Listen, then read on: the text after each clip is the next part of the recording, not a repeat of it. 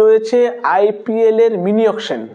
প্রতি 3 বছর পর পর আইপিএল এ হয় মেগা অকশন এবং প্রতি বছর হয় মিনি অকশন। মানে হচ্ছে প্রতিটা টিম তাদের টিমটাকে আরো মজবুত করার জন্য তাদের টিমে যারা বাজে খেলোয়াড় থাকে তাদেরকে ছেড়ে দেয় এবং নতুন নতুন খেলোয়াড় তারা কিনে।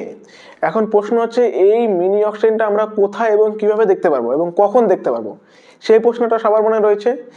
মূলত এই মিনি অকশনটা লাইভ সম্প্রচার হবে টিভিতে এবং মোবাইলে।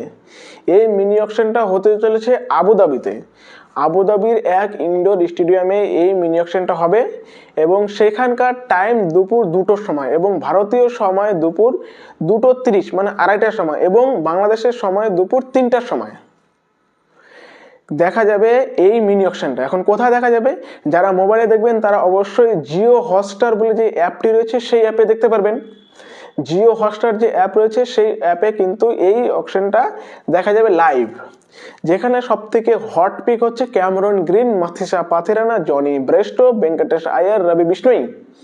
এই সকল বড় বড় খেলোয়াড়দেরকে দেখা যাবে। এছাড়াও যারা টিভিতে দেখবে, বিশেষ করে ভারতীয়রা যারা টিভিতে দেখবেন তারা দেখতে পারবেন স্টার স্পোর্টসে, আর বাংলাদেশিরা দেখতে পারবেন আপনাদের টি স্পোর্টস যে রয়েছে সেই টি স্পোর্টে।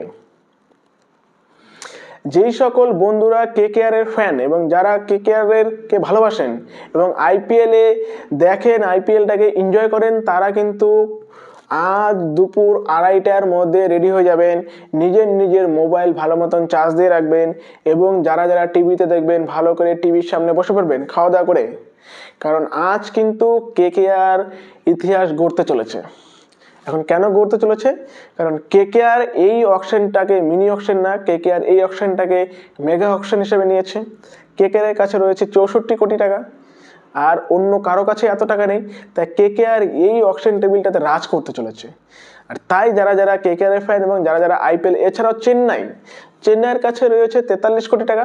চেন্নাই আর কেকেআরও কিন্তু এই অকশনে রাজ করবে, তাই এই অকশনটা দেখে মজা আসবে, বিশেষ করে চেন্নাই ফ্যান এবং কেকেআর ফ্যানদের জন্য। কারা কারা আইপিএলটা দেখতে আগ্রহী এবং অকশন দেখতে আগ্রহী তারা অবশ্যই কমেন্ট করে জানাবেন। আর কে কোন টিমের জন্য আগ্রহী, কে কোন টিমকে ভালোবাসেন সেটা অবশ্যই কমেন্ট করে জানাবেন।